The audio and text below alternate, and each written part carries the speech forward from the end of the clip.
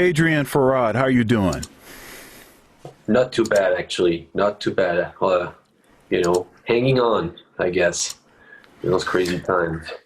Yeah, it is. It is crazy. I was watching some footage from a gig that you had a couple days ago, Oh which yeah, caused yeah. which caused us to reschedule our interview.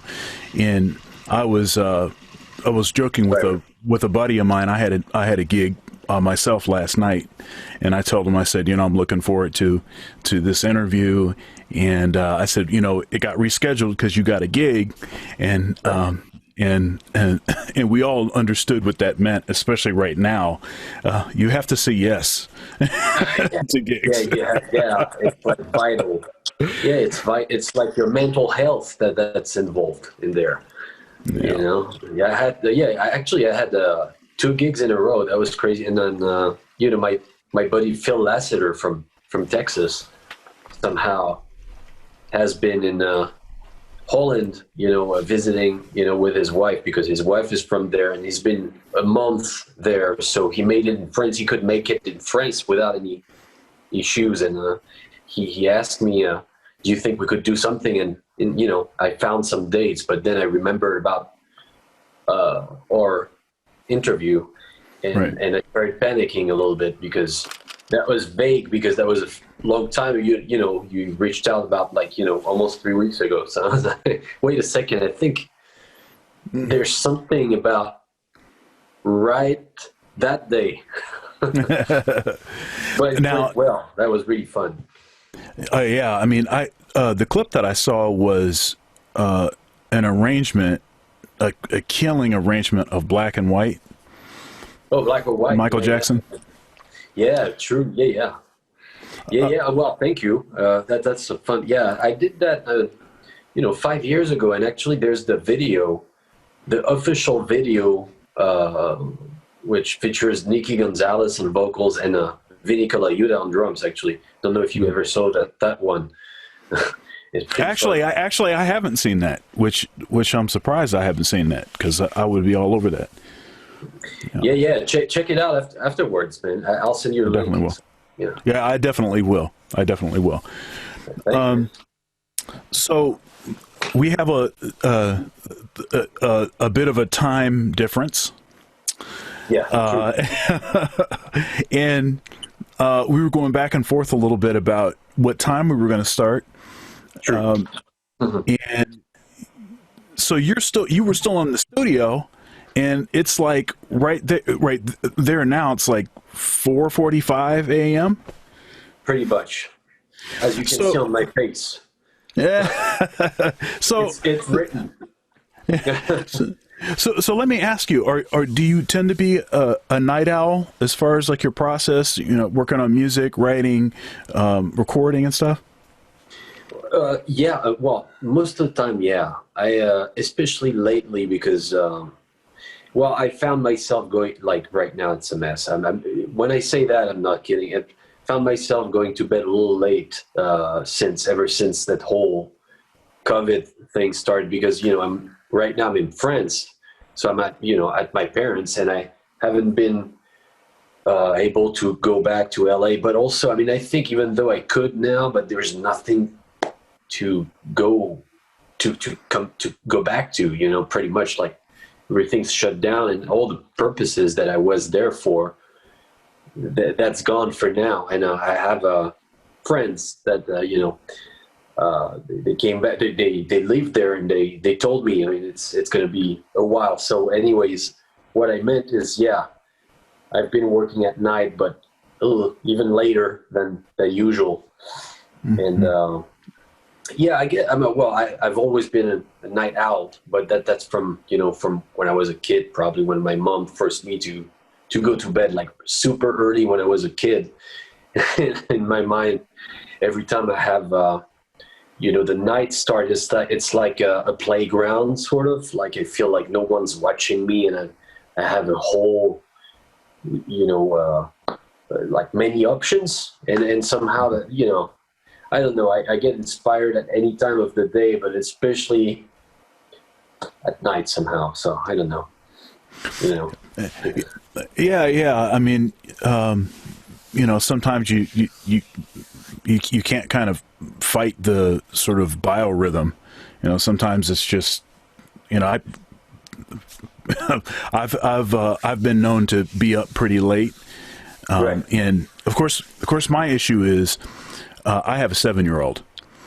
So what happens is, like, I get him to bed, and then Right. okay, now it's my time to do stuff, Yeah. and so then I'm going to bed at 2 o'clock, 3 o'clock in the morning, but then I have to be back up at 6:30, 7 o'clock. And so, and that kind of, after a period of time of doing that, starts to take a toll. And Right. they tell you that whole thing about how you can't really make up for not sleeping, You even never if get you. it back. Yeah. Yeah. It's like, even if you like get one day where you like sleep a lot, it doesn't really make up for, like, consistently only getting like 3 or 4 hours or whatever. And Right. so, I've been trying to get myself to go to bed earlier, and my son just went back to school. We're in Ohio. Oh, okay. Yeah, we're in Ohio and Columbus, and Ohio is not hit with this thing nearly as much as other places in the Okay. country. And Okay. so actually, the gym actually reopened the Wow. day after Memorial Day. I was going to ask you because you seem pretty on it from what I can tell. Well, You yeah, get it done. yeah, it's I mean, I'm a 5 days a week guy, That's good.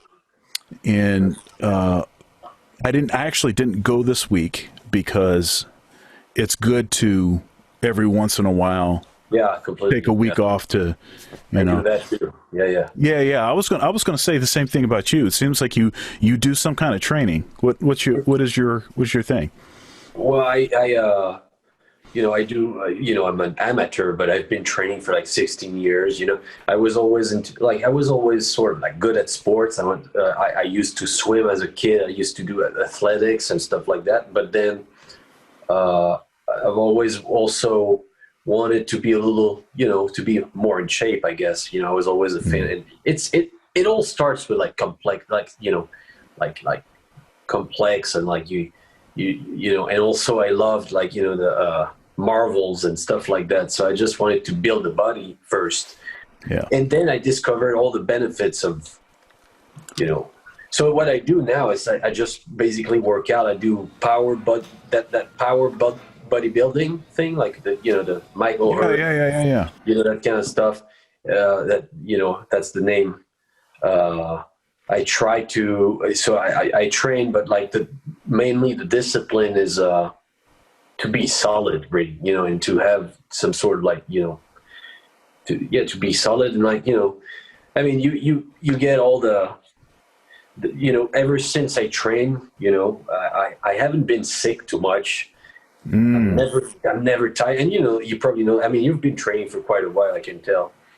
Uh, but your energy levels are you never need to take a nap, except if you didn't have your I don't know. I mean, uh, I noticed the difference from when I was a teenager, even though I was doing sports. But I noticed the difference. So I try to do 5 times a week, but mostly it's like average. It's like 4 times, and especially right now.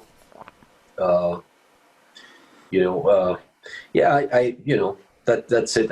It keeps me from honestly sports have like saved. I think it saves me mentally. Sometimes when you're right, when you feel that everything's going to shit, right, and Yeah.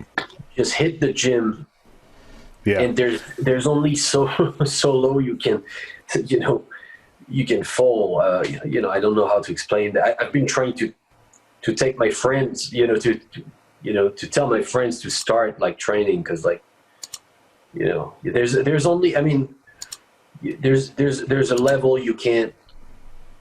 How do you say that? You feel what I mean? It's like even if you're pretty down.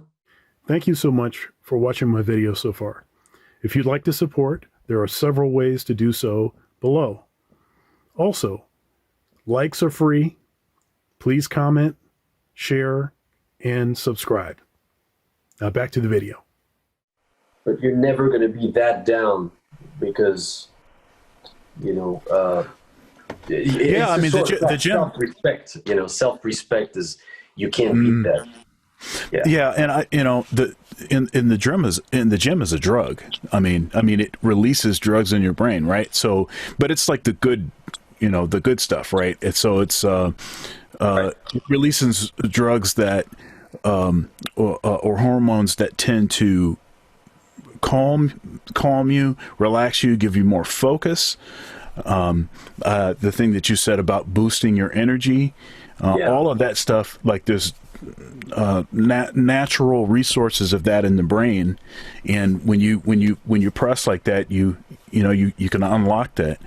Right. And yeah, I mean, I'm also a health advocate, fitness advocate, and it sounds like you are too, as far as like trying to get, fellow musicians and stuff to go to the gym. Unfortunately, there's a term, musician's physique. That's not really that. It doesn't conjure up positive images of musician's physique. And it's worse in France. Trust me. Oh, really? Like, in America, people tend, even musicians tend to like sort of make an effort. But yeah, man, France, man. But now everybody's like getting hip to it. It's starting, but and also the big thing, the big thing, and I guess that's the key to everything is your diet. If you want result, your diet's got to be right. I mean, and I'm saying without any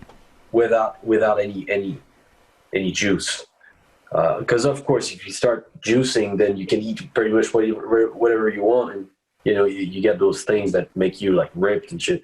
But like if you do it like naturally, the only way you're gonna get result is having a good diet. So it's sort of like a circle. It's like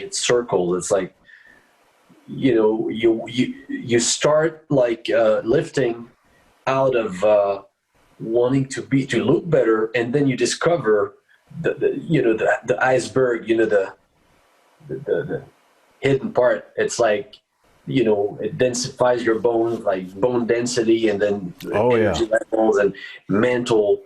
Like every time you hit, every time you reach another goal, it just makes you. It's gonna impact everything in your life. Like you're just gonna be a better. Feel like you could do more things, and Yeah. I didn't. When Arnold, I didn't quite get. I mean, I was, I was getting it, but not as deep as I am now. When he said, when he used, when he used what he had in the gym to like, I'm sorry, my English, by the way, is really rusty, but he basically took that thing and he made it, in his whole like system for everything else. It's like, and now I understand it better. It's interesting. So you have tremendous technique and facility on your instrument, and I think sometimes there's like this fear that musicians have that if you start doing a lot of heavy lifting, that you're going to become sort of like muscle bound, and then therefore this sort of nuance, you'll lose nuance in your hands, and that kind of stuff. I mean, obviously that's not the case. That's obviously not the case with you. It hasn't been the case for me. Right. It seems to have been an enhancement for me. I think so too. For me too. Yeah, I think so. I was scared about that because like when I started lifting, No, I remember when I was about like, maybe, 18, I mentioned to someone that was lifting, I mentioned wanting to start for real, like, seriously. And that guy would like try to like, how do you say that? Like deviate me from doing it. I'm not sure how to say.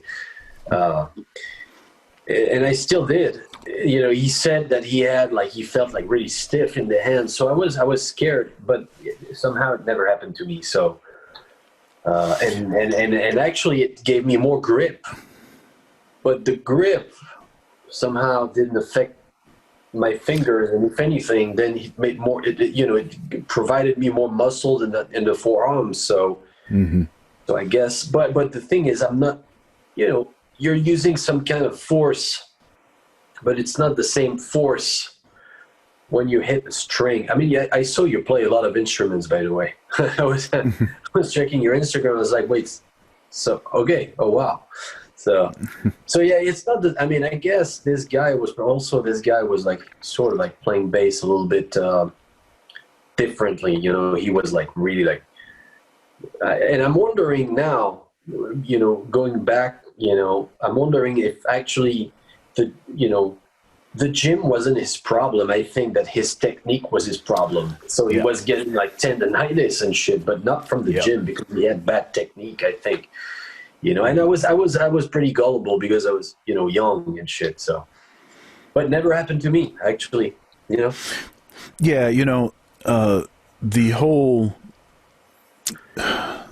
The whole muscle bound thing. I always joke with people. I say, I prefer the term muscle enabled. um, Yeah. but the thing is that if all you did was lift and you never practiced, I mean, I would totally agree that probably lifting is going to make it so that you're going to be very stiff when you're playing the instrument. But that's never been the way that I do it. I mean, I lift and I'm always practicing, right? I'm always working on stuff. And so because of that, I never get to the place where I'm like stiff. And if I do feel like I'm tight, then I'll do some stretching, which I'm doing all the time anyway. And I'm all right. Yeah, the only thing that can cause me to be stiff is lack of rest. That's it. It's not training. Training, actually, yes, you're going to be stiff on the moment when you just did some deadlift, right? Because but it's going away, and it's the more you do it, then the more your connections and your tendons, they're going to be used to it. So then you're stiff on the moment, and then by the time you're home, you're good. Another point on this. One of my buddies, great drummer.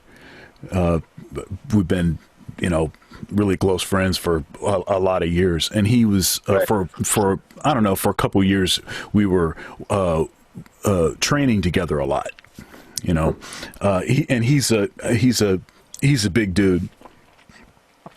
So anyhow, so we're at at the gym and we have these conversations regularly. But one thing that he was talking about was, if anything, by lifting weight, it actually teaches you when you're actually relaxed. So Right. when you actually do the motion and you're under tension, Right. you're in tension, and then when you have to go all the way down and hyperextend to get to the place where you're really super loose. So in my mind, what all the training has done for me is to teach me when I'm actually, tense or not. And, Right. you see sometimes, I teach saxophone at Ohio State. And, often I will see students where they're not relaxed and their shoulders are up like this when they're Right. trying to play. And I'm like, relax your shoulders. I don't have an issue with relaxing my shoulders because I know when I'm under load. I know what it feels like when it's tense, Yeah. and then therefore I know if I'm relaxed or not. So it's kind of it's counterintuitive, but it's it's a different kind of way to think about that whole thing. No, that's true. I mean, that you get you're more aware of your body for sure. I mean, when when for example, I play the drums too, but I'm definitely more tense when I play the drums because it's just not what I do for a living, and every time I try to make it good. So you're like focused, and it's not second nature as like when I pick up the bass, So I guess those guys are still in the process of like getting it into their system. Yeah, I see what you're saying. Yeah, that's true. Actually, and I'm surprised. I mean, I've asked people that and I happen to not be tense somehow. I never injured myself, and I'm not even I'm from working out. Then the muscles are definitely not loose when you touch, but it's not tense like you're when someone tells you, oh man, you need to do something, go to a chiropractor or something. Right, I barely knew that. I don't know how the fuck I did, because I thought that I was going to be all over the place from like lifting all these years and never going but somehow, I don't know, I managed to listen to my body, and maybe I stopped at the right time. I started having some pain every now and then, maybe on the side of my pec, and that was a pec, like maybe the start of the pec tear or something like that, and then I didn't, I just lowered the weights, and then it went away eventually, or yeah. I don't know, I went slow for everything, for bass too, man, everything. For my playing, people ask me, you just add, little things every day, and eventually, you get something. But so tell us about your upbringing, and for those that don't know where you're from and where you grew up, and maybe some early mentors, like mentor figures and teachers. Yeah, well, I'm born and raised in Paris, France. Don't know if you ever went there. I'm self-taught. My dad, was a musician back in the late 60s, early 70s, and then he went on to do something completely different in the clothing and, selling clothes high hand, and he did pretty well. But he had the passion, still had the music passion. So there was music, at home. The music was part of the household. So, but first I wasn't, I didn't care too much, and I think I really, one day I decided, I was listening to the radio, and then I was listening to the bass, and I said to my dad, I really, I really like bass, Yeah. And he said, well, that's cool. I got about 15 basses at home. You could try one, maybe. And it's like, oh, yeah, really? I wasn't even aware. He was a guitar collectioner. How do you say that? He's a collector. He's a collector. Yeah. But I wasn't aware of it. And that's how I picked up bass, because I just liked the sound. I was, I heard, I was, apparently sensitive to music, but I didn't even know it. I wanted to be an actor at first. And then I guess I fell into the rabbit hole. I started like picking up, I had abilities to, I could like, I could make it. I mean, no matter what time it would take, but I would take a tune, and I was like sort of like searching for the notes. But at the end, I picked up the whole bass line from tunes like the Motown or something like that, And that's really how I started. And then I was playing with the thumb, and then eventually my dad showed me the right position, sorry. And from there, I guess I kept like, transcribing more and more bass lines like by ear. And I guess it developed my ear in the process, and combined with apparently, this is what I can remember is how I, I started. But all the movie music, like the music's like from John Williams and Alan Silvestri and Jerry Goldsmith, all those like big blockbusters, and Star Wars and Indiana Jones and Back to the Future and Predator, you name it. All those somehow they made it into my ear, and I had those colors. And then later on when I discovered Weather Report, I found a lot of those colors that came from like classical music. Mm-hmm. And all I had to do eventually later on, because that's funny, I played bass for 7 years without knowing anything of what I was doing. That was only by heart, and I became very good at picking up, and it built some sort of technique too, and the sound.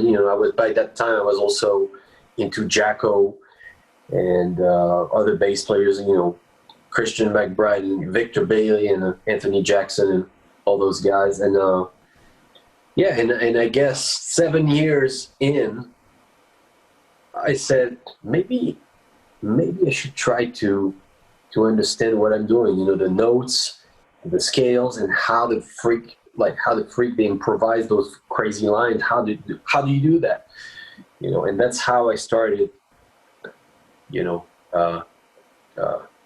studying the theory, I guess, But that's funny because I really did. It came from observing and asking questions, and going to see the guys in the clubs and seeing, having a close look at how they, and then asking questions, So my whole stuff is based on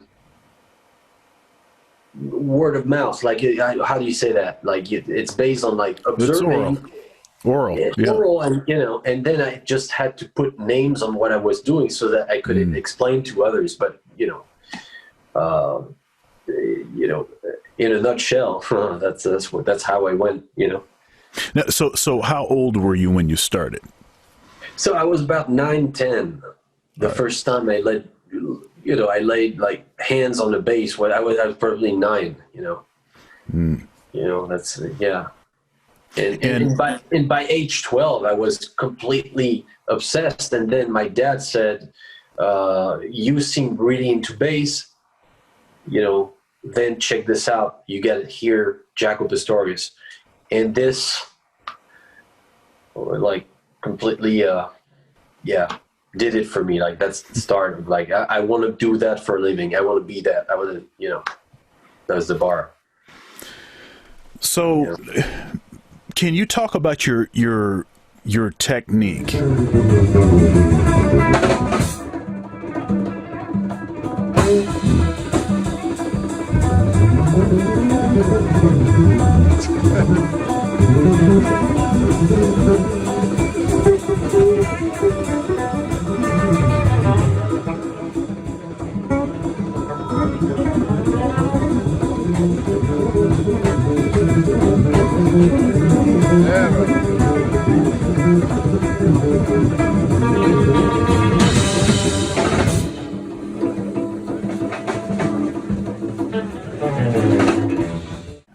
So you I said this before, you have tremendous facility, and you play a lot of things that you don't hear bass players play.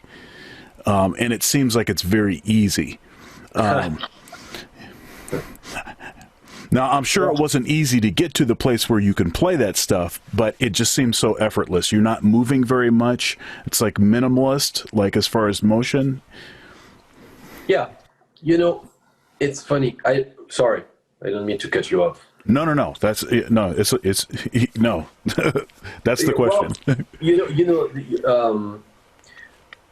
Well, the thing is, it's all about. And it came about really. Those are things that I never thought about, but it came naturally and logically that in order to play those lines, you'll see. Or maybe correct me if I'm wrong. At any instrument playing that kind of lines, Even when you watch sax players and even piano players, it's a little bit of it's economy of motion. Yeah. Because if you start, it's like a drummer. I mean, the fastest you go, and usually your hands don't go as high as when you're trying to be more heavy. If you're grooving, then eventually, the drummer, you're going to see that. And then when they're playing faster grooves or just like, doing like crazy fast single strokes, the hands usually, it's physically impossible. So, for example, well, this is just the pure, how do you say it? Physicality? I'm not sure how to say that. Like the physical aspect. Obviously, you cannot hit the string too brutally if you want to play at those, at those. How do you say that? I'm sorry. I'm really rusty. Those tempos, the velocity, speed. Exactly. Yeah. So, but then you work with the accents. So there are some notes that you're gonna, because you want your phrases to have some sort of like, rhythm and sort of like spirit. Basically, you just don't want to sound like da da da da da da. It's like a machine gun. Right. But I never thought of that. I just picked up. I guess I just picked up and transcribed a lot of musicians, and then it's ingrained. It's like, so to answer you, basically, that technique, it really came by itself, like by what I was saying earlier, by adding things every day. Every day I was picking up the bass, and every week, I was noticing that I could do more and more things. It takes time. You can't. It takes time, but one day you find yourself being able to really play some stuff. It's like, but I sometimes I forgot how I got there, but all I can tell is that you don't want to work on. People ask me, they ask me, so what exercise do you practice to play those lines? I always tell them, I actually practice those lines. but and that, and that's the trick, that's the part, it's usually segments put back to back that basically build long phrases, but the people then they get the finished product, so you hear a long phrase, but it's usually segments of things that you might have worked on, but that you eventually try to not make the same every time. So I would say that I really try to avoid as much as possible licks. And I was never a lick guy. I hate that. But now it's different if your ways come back and you're playing.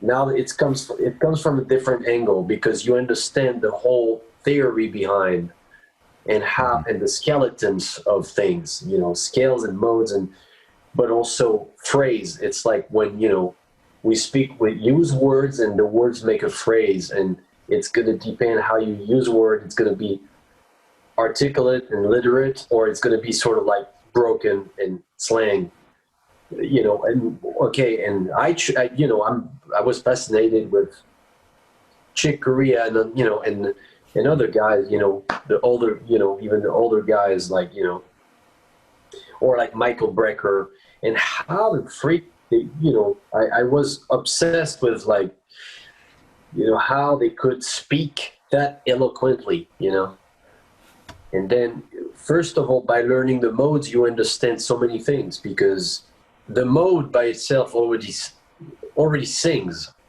It sings, it's pretty by itself. Right. So this is when someone asks me about my technique, I always, and I know they're really disappointed in my answer, because I go through the whole thing that I just went through right now, and it's not a miracle answer because it's all connected. Right. What you play and what the lines you play are connected to your technique, and this is what I've always worked on, and I train it's okay. Now we're going to talk about pure muscle memory. Train your hands to have a pretty phrasing, so that no matter if you're tired, not inspired, your hands are going to do a pretty phrasing. As opposed to if you train and be doing some exercises that are not musical, this is what your hand is going to do naturally, and you're going to have to think about, oh wait, I'm going to try to be pretty. There's no way. You hear all these guys transcribing solos as an exercise, so it can be good, but they didn't study the theory behind, you know. And I did, and I know perfectly that because I used to do that, and it doesn't go anywhere, because then when you're on the bandstand, you can't pull out those lines on your own. There's no way. You can't. Right. You know, right? Yeah, totally. You know, it's interesting. So I have this series of videos that I've been doing called hot lick videos. Right. And so I've been doing one every day, and I'm on 276. I uploaded 276 today. Right. And you know, I play them on different instruments and things. The reason I was doing that, hopefully, was not to encourage people to just get some licks together, but rather I was challenging myself to be able to come up with something, right. a short phrase, and maybe provide some material for people to practice. But when I was in college, we would always we used to challenge ourselves to improvise without using hot licks. So that's actually why I started calling those hot licks, because it was a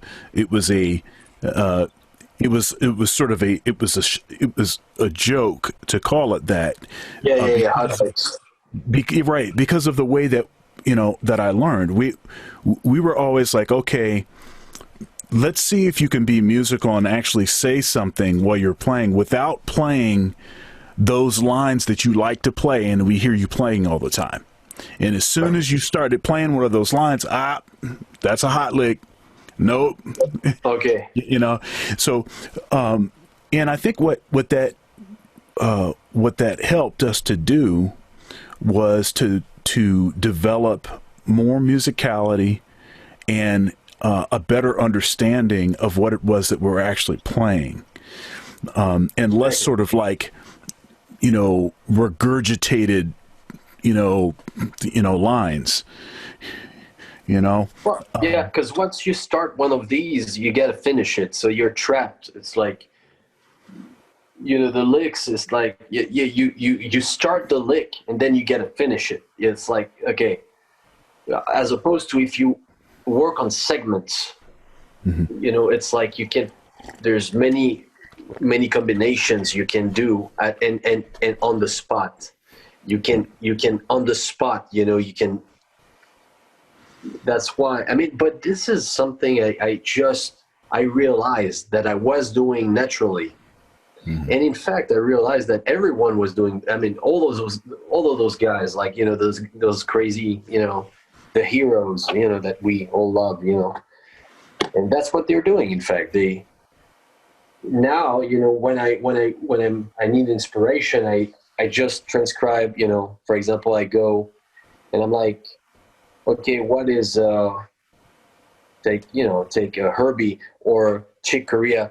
What's he playing on these, you know, on minor, like my Dorian chord? You know, let's take more basic. What are they playing on that? Usually, you know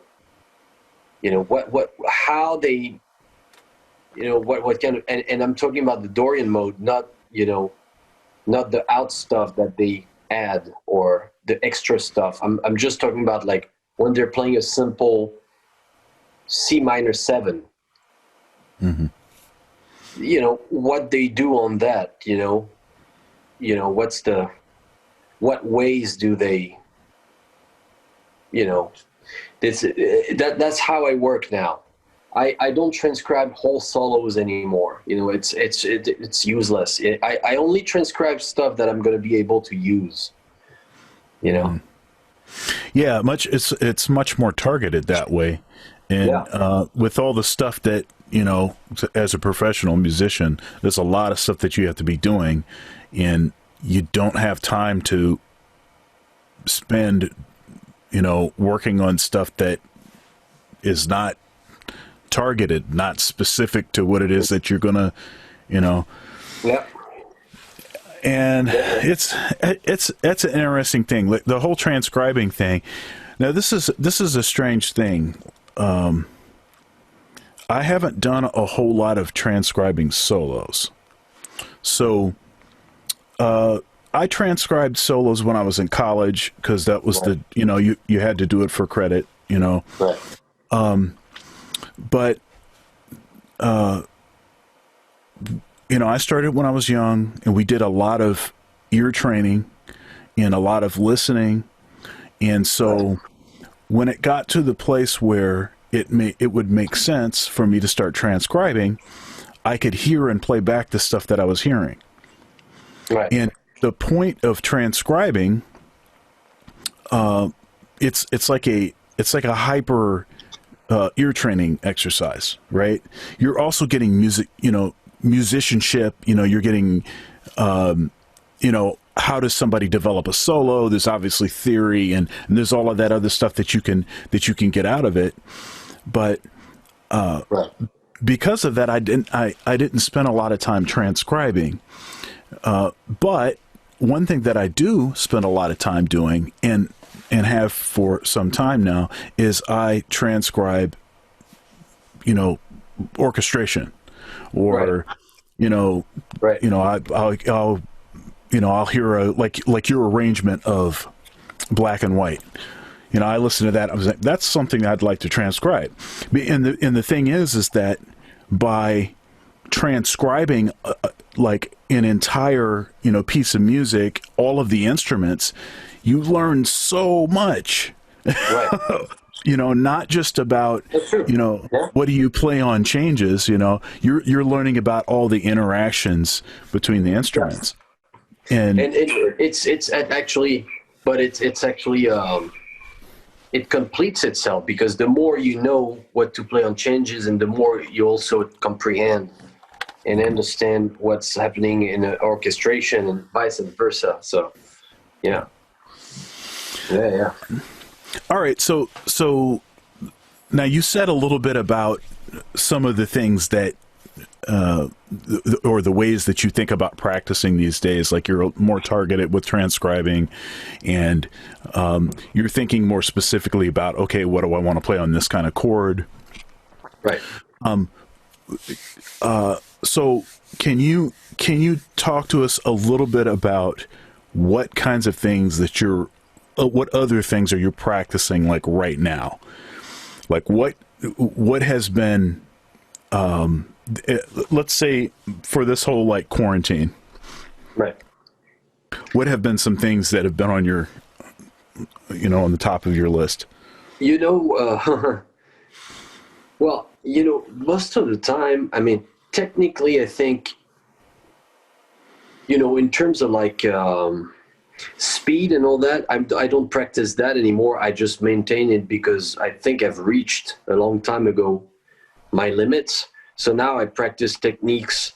I perfect my slap techniques and my double thumb and stuff like that. And, I've been trying to do that. There's the Chicago type thing, that bass players do there. And I have there's several stuff so those are some of the stuff that I practice. This is the only technique I do.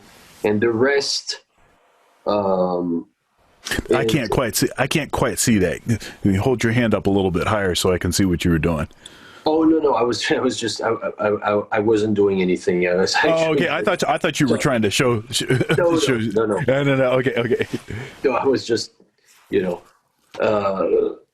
Yeah, and the rest is I'm basically taking notes over maintaining. here. I'm taking notes over here. I wanted to make sure I was getting everything. You know, I'm just Right, I'm deep. exactly. You know, yeah, pretty much. No, I had something on my hand, and I was like, "Where? What was it?" Okay, must have been in. So, um, yeah, this is what you know, and solo wise, for example, you know, I've been pretty much, you know, there's also times that I try to get out of my ways that, you know, I'm tired of. So somehow, sometimes I try to, you know, for example, I every time that I play and something is being recorded, I go back and listen to it once, and try to catch, like, you know, I'm like, okay, what does it makes me feel like? And every time I hear things that become systematic, I target those and try to work on those connections. For example, like if I have ways that come back way too often, you know, even though I try to, how do you say that? You know, I try to erase. I mean, not erase. You can't erase. You know, but I'm sorry. So no. So it's like if you feel like you're repeating yourself, you try to find you know, ways to speak that don't seem like you're saying the same thing. Is that okay? Well, to my ear, if you know, because to someone else, maybe if you hear it, you'll think it's cool. But to my ear, sometimes I'm boring to myself. Like I'm like Right, right. I'm like, so I'm like, okay, that can't happen too much. Obviously, I have my playing. It's also acceptance. It's weird because you have to accept your own playing sometimes, but you can still do something about it. You know, there's still something to be done about it. So, well, this is one of my works, like trying to find other ways, uh, you know, for like, you know, connections, you know, one chord to another, or 2 5 1s, because I'm, you know, I take each chord like one, you know, one by one. I never have like whole formulas where I play a phrase over like 3 chords, you know, that's gonna work. No, it's like really each chord, even for 2 5 1s.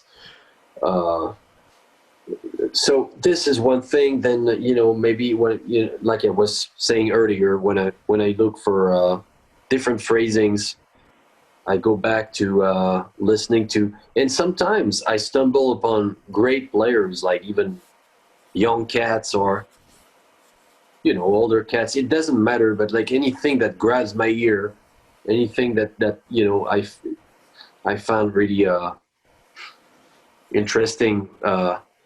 I basically try to understand. Basically, I try to grasp everything and be the more well-rounded and complete I can. So that I can be ready for any situation, and also I can comprehend the most things being thrown at me. And it's working, you know, it's working. And I keep going little by little like that. Sometimes you know, people throw things at me, and I'm not always able to. I mean, for the most time, you know, those are things that I already studied. So I make my way, and like I'm lucky to be able to, for example, that the one thing I have, you know, is to be able to like identify like chords natures right away. So this is something I have right away. I don't know how. Perfect pitch, I have it sometimes, and sometimes not really. It's weird, but I have like relative also.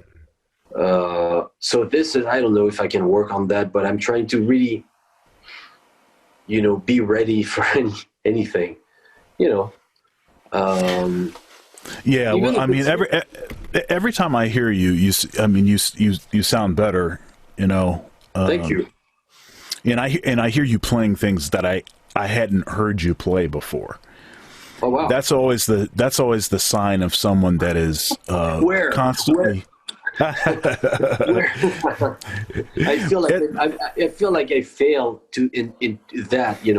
It's weird sometimes. I'm sorry. I cut you no, off. no, no. Well, I think all of us have that, though, right? I talk to my students about the whole, like the first time you hear yourself on an outgoing voicemail message. Oh yeah. It's like jarring. It's like, oh, is that what I sound like? Oh, Yeah, yeah, it's weird. just talking about your speaking voice, and then you start to get to the point where you're like, you become comfortable with what your voice is. It's like, Yeah, okay, yeah, and then what happens is, in my music, I mean, because we have personalities, we're not robots. We're going to say things in a certain way, and we're going to tend to say some of the same phrases. We're yeah, going to tend to say them often because we like those phrases. yeah, And it's not like, I think of, I think of myself as, not necessarily the creator of the stuff that I play. I'm sort of a collector. And so I liked it when yeah. I heard other people play it, and so I liked it so much that I want to play it more. Right. And but then invariably what happens is you start to get tired of yourself, playing the same stuff, even though you really liked it at one point. It's like, okay, I don't really like that, and why do I keep playing that? I don't want to hear myself play that anymore. Right, right. So it's like an interesting process, and it's always it's like an interesting phenomena that so many have the same experience with that whole thing. That's true. Yeah, yeah, yeah. That's there's one of the things I was thinking I tried to delete from my playing, but and there's not too many left. Fortunately, it worked. That's it goes back to what I said about your muscle memory and making your muscle memory right. To play the right shit. So there's a lot of in a get with guitars, so all the guitar family, especially like bassists, they have like bad reflexes that are totally related to only what's convenient for the fingers.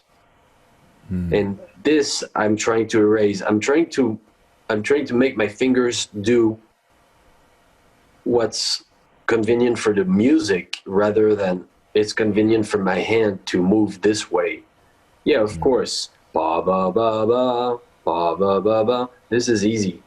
Well, there's so many bass players that do that all the time. No, you could do something else. And also, there's no matter what, no matter if it's a major 7 or a 7, they're going to be da da. You can't do da da on a major 7 chord. It's really a finger thing. It's typically finger because you don't have to move, right? Your hand is already like this, and you're doing ba ba, as opposed to da da da da. This is just a detail, and I'm taking the most most simple and basic example, but I see so much of that when I see bass players play.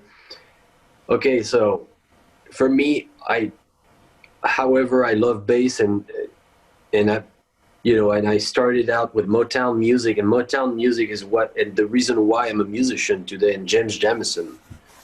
But James Jamison, people forget too often that he was very sophisticated and not basic at all, like actually. And, he's one of the first bassists. But the thing is, people don't really, some people, they didn't really quite pay attention to what he was really doing, You never hear, it's almost like you never hear anything that was random. Every note is thought out. And way too often with bass players, I hear there's the things that you can tell they thought out, and there's the other thing that's sort of like, okay, they needed to make a connection, and now they half-assed it.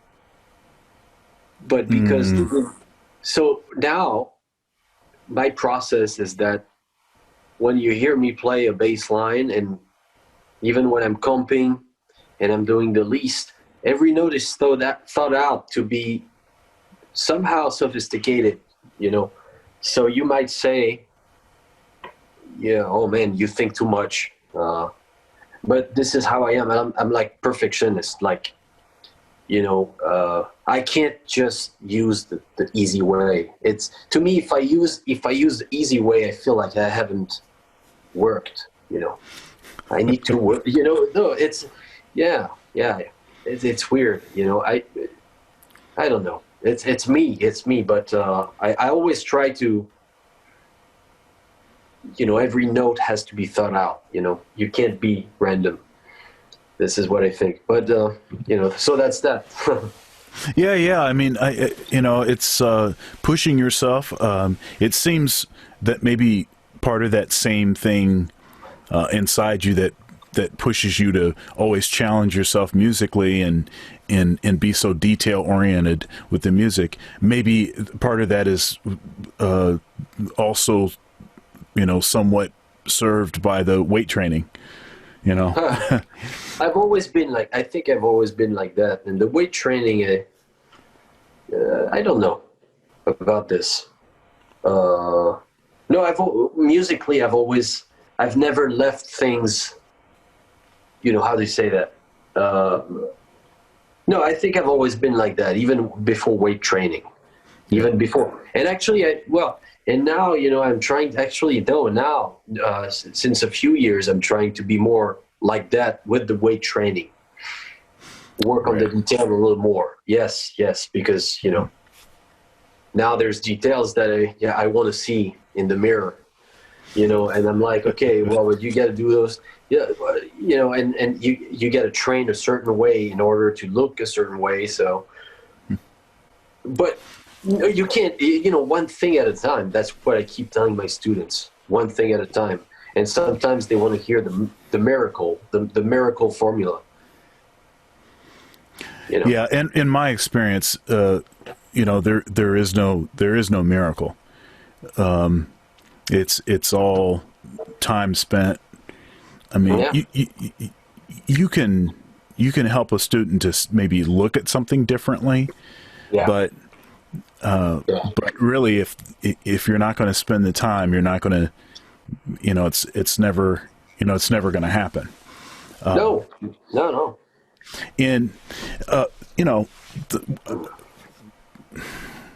I've had some of these experiences, you know, in my life, you know, in my, you know, my journey in music, where I've had really, really great teachers, and I've also been around some folks that were quite stingy.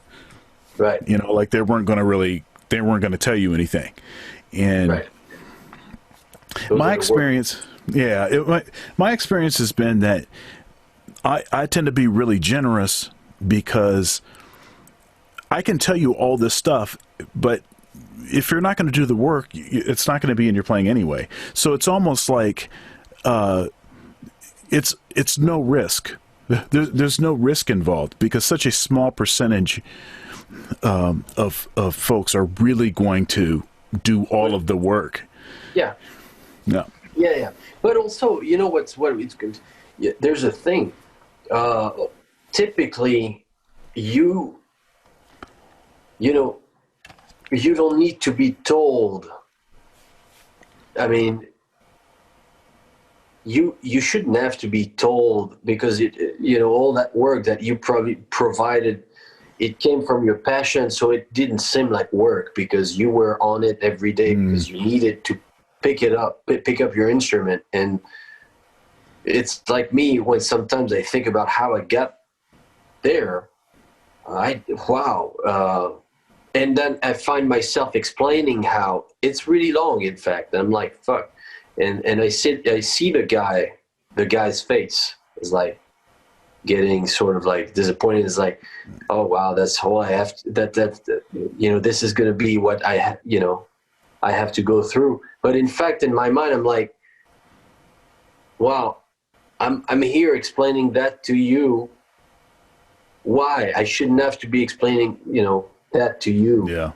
because in fact, in my mind, I never had a lesson in my life. I never had someone telling me that, because I was asking the questions. It's like I knew what I was lacking in my playing, and I was asking the questions, and people were answering me and giving me directions, and then all I had to do is go home and practice this.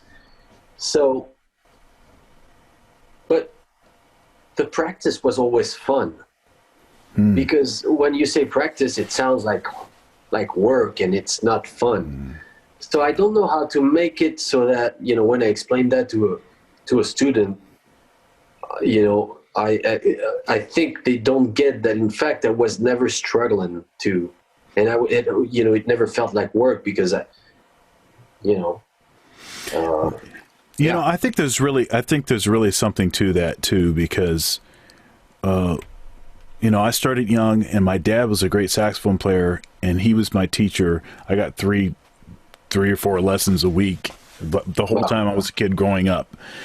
And he would always say, he never called it practicing. He would say, "Hey, go get your horn and let's play." Right. It was always that kind of thing. Now, what happened to me is, over time, I'm a pretty discipline-oriented, duty-oriented, honor, work hard, that's the kind of person I am. And so at some point it kind of transformed from that into me thinking about it more as practice, where most of the time I don't want to practice. Most of the time, I'd like to play my instrument a lot. I like to mess around with gear, but as far as like actually struggling on something to perfect it, that's not like my favorite thing to do. I do it a lot because that's what you have to do if you want to get better, but I got to a point where I just kind of accepted that that's just what it was going to be.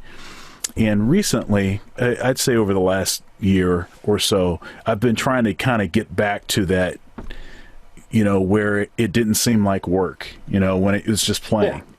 You could just get the instrument out because you want to play, and that kind of thing. Yeah. It's and that's fun, because this has been my whole life. It was never work. And even the practice was like, oh, wait, I'm gonna get it. No, I get the concept. No, I'm almost there. And even if I was not nearly there, I felt like I was. So then it is, therefore it didn't seem like this is what I can remember right now. I remember as I'm talking about it. It's weird, but I never had discipline. But actually, I was lucky to be passionate, so that it made me be disciplined. It's weird. The discipline I have would be with the working out, but then again, I like working out because I like too much the feeling after the session. Yeah. And that's always the way that's how I get through doing a lot of stuff that I do, is because I always tend to focus on what the results are. Oh yeah. If I like the results, then I'll endure whatever the process is. I'll go through the process. It's too good. It's too worth it. Yeah. Yeah. All right. So let me ask you about maybe some recent projects that you've done, and then give you a chance to plug some things, and then what does the future look like? I mean, it's kind of we don't know when the pandemic is going to get over and all that, but what are some plans that you have for maybe projects? I know you've been in the studio. Yeah. Well, yeah.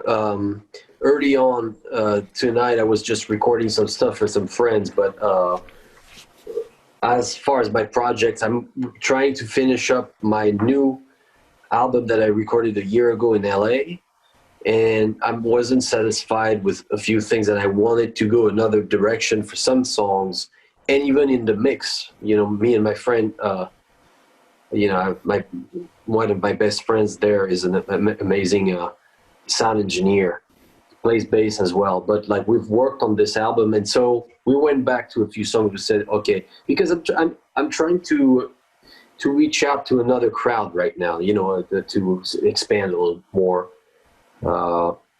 So there's that, you know. The next album is with vocals, and it has Chris Coleman on drums, Osnoy on guitar. Maybe you did an interview with him. I'm not sure. I don't think he was in the list. Osnoy, amazing guitar player from Israel, living in New York for the past 25 years.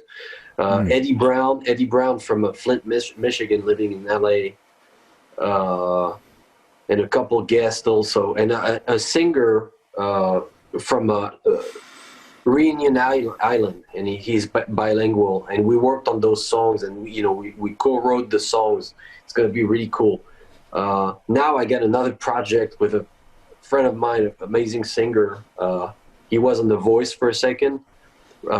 His name is Ryan Quinn. He's amazing.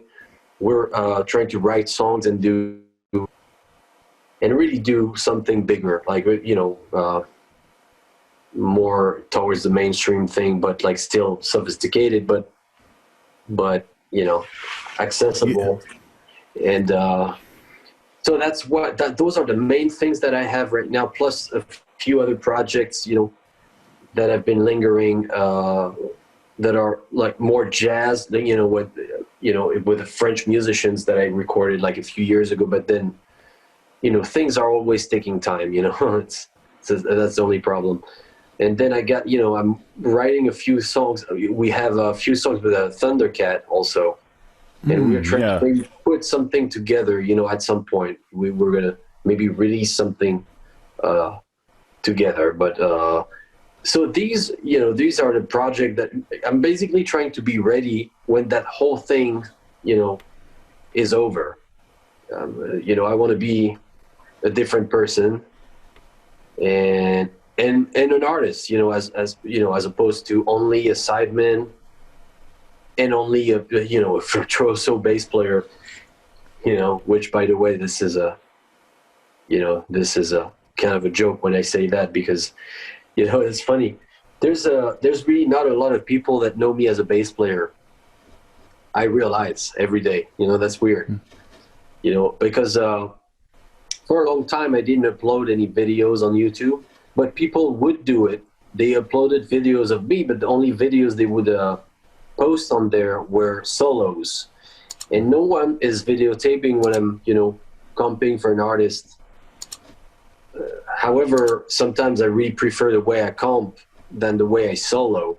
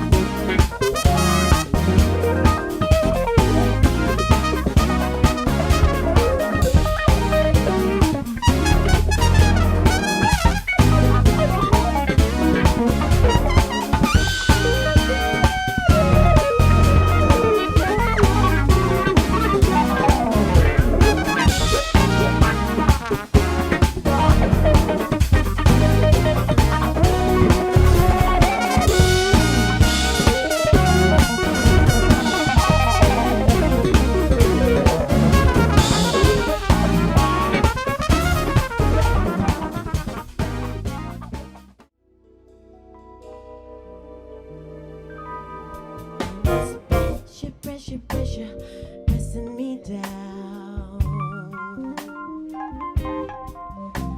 I'm your release, I'ma turn you out. Forget about the storm brewing in the sky. We got candles instead burning through the night. Yeah.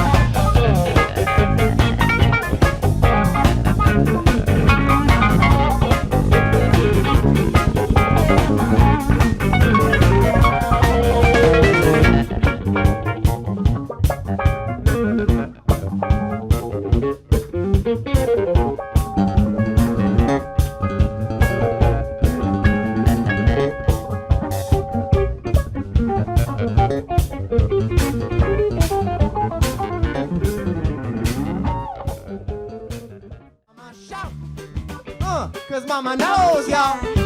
One more time.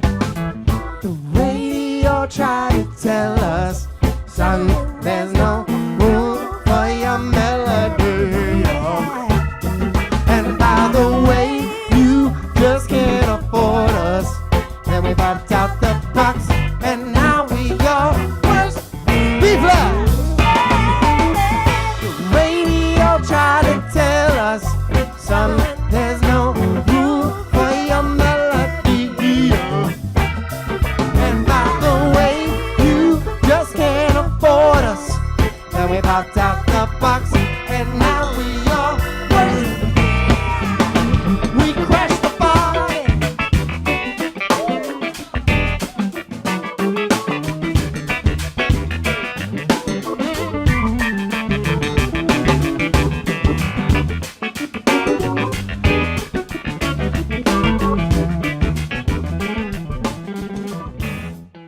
Stand up and rejoice.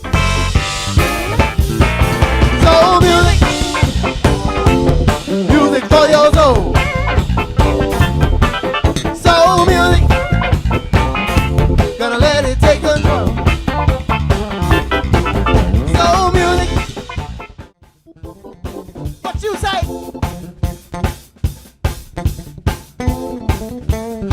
It smells like doogie.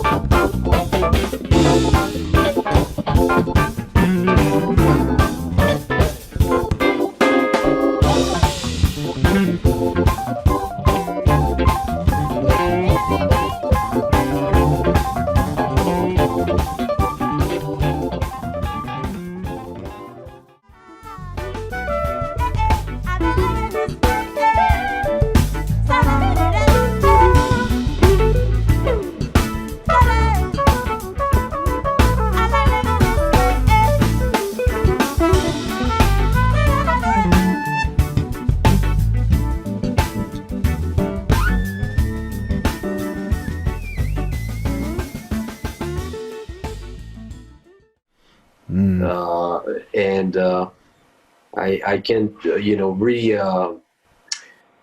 I'm comfortable saying that I'm very strong at both. Like, but this is something people, I was talking to, Dennis Chambers. We had a talk about that last time, and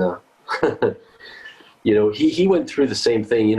All those guys, people with abilities, basically, and himself went through that. But then he was telling me how sometimes he throws my name, and some guys are gonna go like, "Oh yeah, the guy, the guy with a lot of chops." Well, that's him. Wait, that's him. I'm like, yeah, and Dennis was like, yeah, that's him. So it's weird. You can't. This is another topic, and I don't know if we have time to talk about this, but once you're really good at one thing, this is then for people, this is what you are. Oh yeah, I know exactly what you mean. One of the things about being a multi-instrumentalist is once someone hears you on a particular instrument, that's what your instrument is. To them, that's how they know you. Yeah. And it's the same thing that you're talking about. If you're a virtuoso and you're playing all these solos and stuff, that's how they saw you first. Then it's hard for them to put the genie back in the bottle and to try to think about you in a different context. And I interviewed Victor Wooten. Victor came in the conversation with Dennis, and he's an amazing bass player. Bass. That's right. And I think we talked about that a little bit on in our interview. But something that we've talked about. I've known Victor for a long time. I'm on a couple of his CDs, and he talks about that. He talks about that frequently. About if you're a bass player, it's advice that he gives to young bass players. It's like, you want to try to become known as a bass player first, and then, because like once you're highlighted in a certain way, it's kind of hard to, yeah. But it kind of sucks though, because, you ought to be able to play all the stuff that you can play, and people should be able to, in their head, be able to relate that, hey, if he can play all that stuff, he can probably do the other thing, So, but also, but to their defense, and I noticed it myself. There's a lot of virtuosos that can't groove, bass players. That is true. There's a lot of virtuosos that I've seen not being good comping. Not being good partners in the bandstand, So for me, there's not a lot of people that know that. I know that I do both at same level, except that no one knows it. This is my tragedy, but slowly but surely, I know it. Let me say that I know it. Thank you. Yeah. Thank you. And it's cool. I'm gonna let it know, and trust me, I'm on it. But it's tough sometimes, It's like you can play the most, and many times I've shown I've shown that side, but it didn't matter because in the same song, I could have done the most, serving bass line, and but then as soon as I was taking that solo, that this was canceled in a heartbeat, that was it. And all they cared about was, hey, wow, when you took that solo, man, wait a second. I played, I was like laying it down the whole show, and then I took I took a solo and a half, one solo and a half in the whole show, and you're going to talk to me about my solo? And then tell me, I didn't know you could play, you could play. Yeah. Man, come on. Yeah. I totally get it, man. You're but like I'm saying, you're an incredible player. One thing that people forget about Jaco, and unfortunately bass players don't get from him enough, is he was a busy bass player. That is true. but it grooved so hard. Always Everything. grooved. Always Always grooved. swinged. Always swinged. Always grooved. Yeah. Yeah. His swing, man. Yeah. Yeah. No, yeah, that's true. And Jacko, so many people, love him for the wrong reasons, if I can say. Oh, yeah. Oh, yeah. Well. All right, man. Well, thank you for your time. I had a great time. I feel like we kind of only scratched the surface. I feel like we're going to have to get you back sometime at some point because there's a lot more we can talk about. I feel like we have a lot of common interests too. So That's true. I think we can dig into some other topics. But No, I know we gotta hit the gym. That's for sure. Oh yeah. Yeah. Oh yeah, that's gonna happen, man. That's gonna happen. You're gonna kick my ass, probably. For sure. Yeah. Yeah. Well, anyhow, man, I had a great time, and so, God bless you and your family, and I pray that this thing will get over and stop being so disruptive to a lot of the creative stuff that you're doing. So. Well, hey, likewise. Be safe, and yeah, man. Hopefully we can hang. I don't know when I'll be back in the U.S., but definitely, But let me know. I'm here. Absolutely, man. All right, man. All right, man. See you. Be safe. Bye. All right, you too. Bye. Ciao, ciao.